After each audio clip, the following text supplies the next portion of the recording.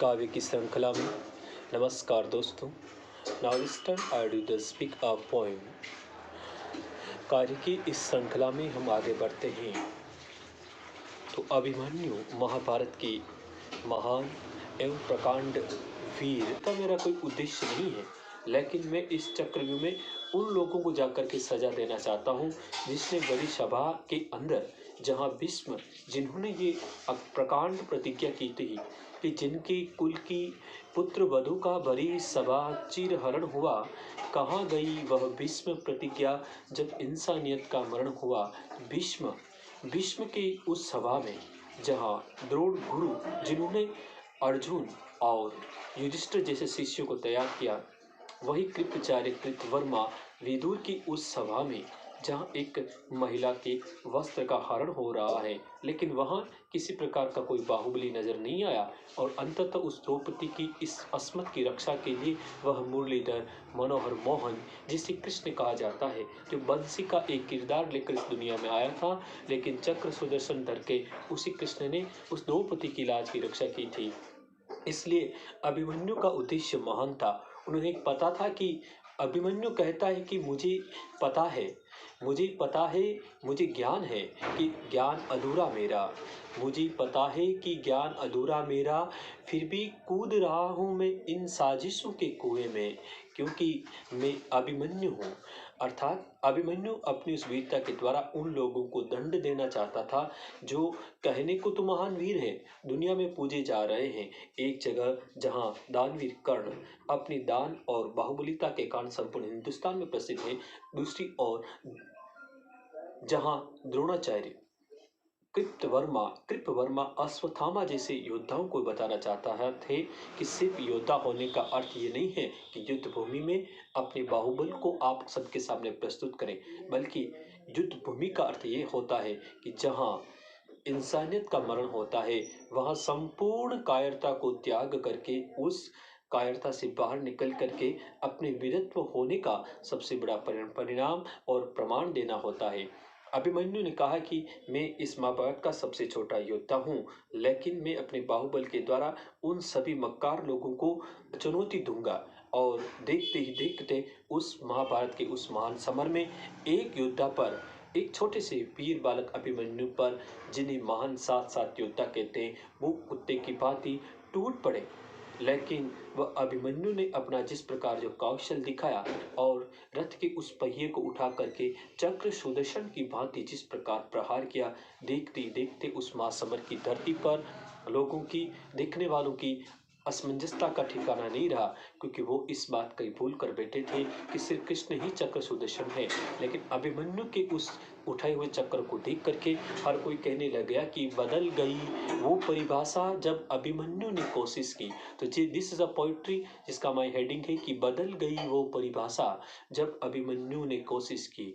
जब संकट के बादल छा गए, हर एक योद्धा घबरा गए, पाकर अवसर द्रोण गुरु ने जब चक्रव्यूह की साजिश की, तब बदल गई वो परिभाषा जब अभिमन्यु ने कोशिश की। कल्पांतों की वेला में जब शिव का तांडव होता है, आंधी तूफान पतझड़ का मौसम भी आलम होता है, लेकिन बदल गई वो परिभाषा जब अभिमन्यु ने कोशिश की।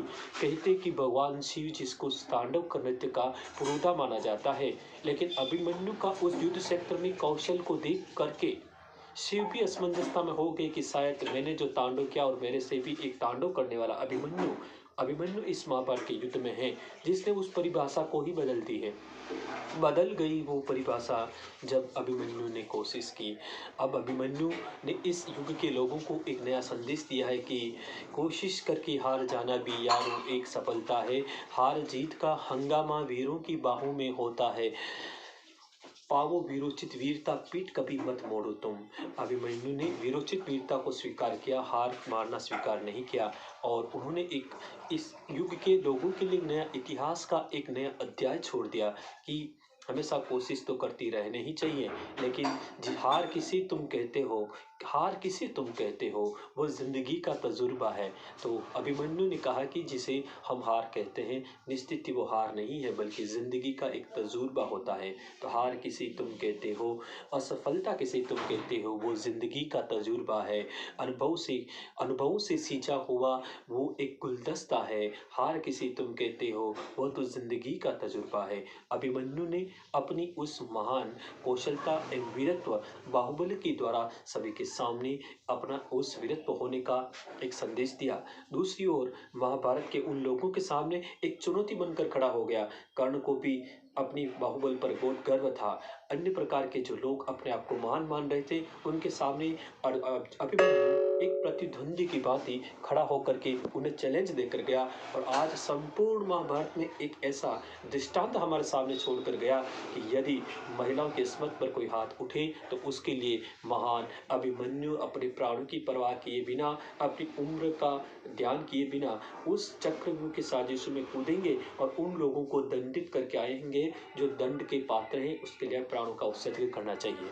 तो दोस्तों, आप सभी से निवेदन है कि महाभारत के उस महान योद्धा अभिमन्यु के उस वीरत्व को आप पढ़िए और अभिमन्यु के उस कौशल को जानिए।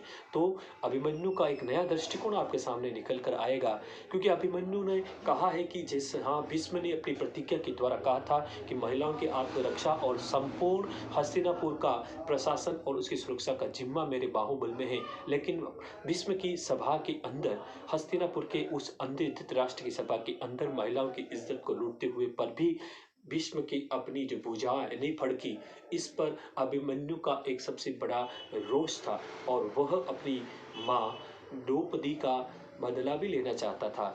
इसलिए अभिमन्यु ने बिल्कुल सहजता से गरजते हुए कहा था कि हाँ, मुझे पता है ज्ञान अधूरा है मेरा, फिर भी कूद रहा हूँ मैं इन साजिशों के कुएं में, क्योंकि मैं अभिमन्यु हूँ, क्योंकि मैं अभिमन्यु हूँ, क्योंकि मैं अभिमन्यु हूँ। तो आप भी अपने जीवन के अभिमन्यु बने और चक्रव्यूह द्वारा बने हुए इन साजिशों को तोड़कर विजय का यश गान करें। साबार OMG। धन्यवाद।